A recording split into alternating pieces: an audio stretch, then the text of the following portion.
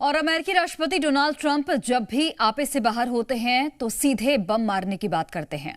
अब तक ईरान पर उनके ऐसे कई बयान आ चुके हैं और अब ट्रंप का गुस्सा फूटा है ओमान पर। वो ओमान जिसने शांति के लिए अमेरिका ईरान के बीच समझौते की कोशिश की, उसी ओमान पर ट्रंप आग बबूला है। ट्रंप के गुस्से की वजह है ईरान के साथ ओमान का एक समझौता। क्या है वो समझौता और ट्रंप को इस समझौते पर इतना गुस्सा आखिर क्यों आया, समझिए इस रिपोर्ट से।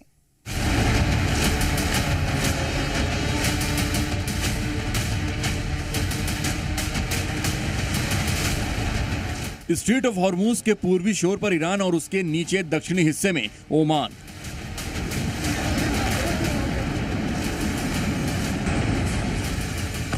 ये दोनों देश स्ट्रेट ऑफ हॉर्मूज का साझा नियंत्रण जंग से पहले भी संभाल रहे थे और अब एक बार फिर से नए समझौते की तरफ बढ़ चुके हैं।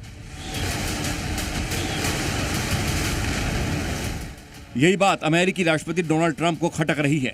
स्ट्रेट ऑफ हॉर्मूज में अमेरिकी नाकेबंदी का असर कम करने के लिए ईरान ने जिस तरह ओमान का हाथ थामा है, उस रणनीति ने अमेरिकी राष्ट्रपति डोनाल्ड ट्रंप के होश उड़ा दिए हैं। ट्रंप इतने नाराज हैं कि उन्होंने ओमान पर बमबारी करने तक की धमकी दे डाली है।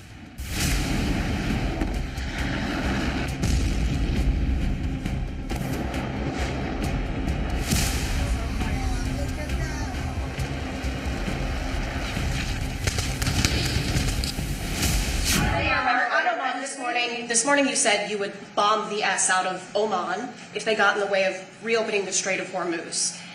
Would you say you're out of patience with Oman, a strategic partner? No, I don't think they behaved very well, but we'd handle them very easily, just like we do other things.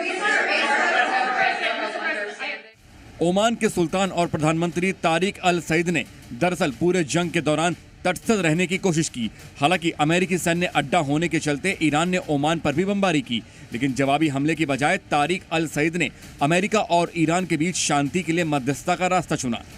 Oman ने America और Iran दोनों के प्रतिनिधियों से बातचीत की, लेकिन 60 दिन बाद ओमान की मध्यस्थता का कोई नतीजा नहीं निकला।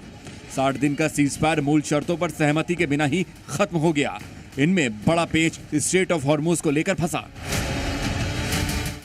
ईरान हॉर्मूज पर से अपना नियंत्रण हटाने को तैयार नहीं है, तो ट्रंप ने हॉर्मूज में अमेरिकी सेना की नाकेबंदी और सख्त कर दी है। ट्रंप यहां तक कह चुके हैं कि वो हॉर्मूज को अमेरिकी क्षेत्र घोषित कर सकते हैं। ये बात क्षेत्रीय स्तर पर अच्छी नहीं गई। ट्रंप की मंशा को भांपते हुए ईरान ने ओमान से हॉर्मूज पर बड़ा समझौता कर लिया। ईरान और ओमान हॉर्मूज से गुजरने वाले जहाजों के नए रास्ते को लेकर समझौते के करीब पहुंच गए हैं। इसकी घोषणा ईरान के विदेश मंत्रालय ने की है। ईरान के विदेश मंत्रालय के प्रवक्ता इस्माइल बघाई ने कहा है कि दोनों देश रास्ते के नक्शे को लेकर सहमत हैं, लेकिन संयुक्त बयान पर काम चल रहा है। उन्होंने कहा कि संयुक्त बयान पर सहमति बनते ही इस समझौते की जानकारी सार्वजनिक की जाएगी। इसके तहत ईरान और ओमान हॉर्मूज जल डमरू मध्य से गुजरने वाले जहाजों की निगरानी करेंगे और उन्हें नौवहन में मदद भी करेंगे।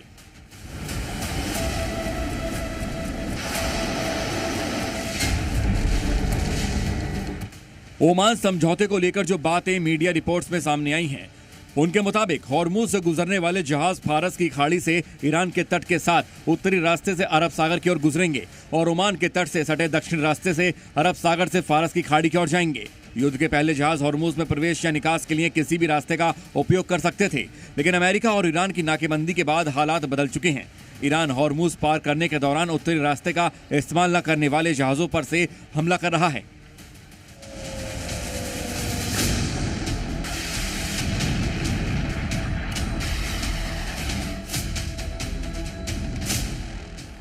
अमेरिका ईरान की ओर आने जाने वाले जहाजों को निशाना बना रहा है। इससे हॉर्मूज पार करने वाले जहाजों पर हमेशा हमले का खतरा मंडरा रहा है। लेकिन ओमान और ईरान जिस वैकल्पिक रास्ते पर सहमत हुए हैं वो एक्टिव हो गया है, तो हॉर्मूज में अमेरिकी नाकेबंदी का कोई मतलब ही नहीं रह जाएगा। इसलिए ट्रंप बौखलाए हुए हैं। वो ओमान के सुल्तान को धमकियां दे रहे हैं, हॉर्मूज के रास्ते से हट जाओ या फिर हमले के लिए तैयार रहो। लेकिन ट्रंप ऐसा हाल फिलहाल नहीं करने वाले। 60 दिन का सीजफायर खत्म होने के बाद ईरान पर नए हमले का ऑर्डर न देना इसके बड़े संकेतों में से एक है।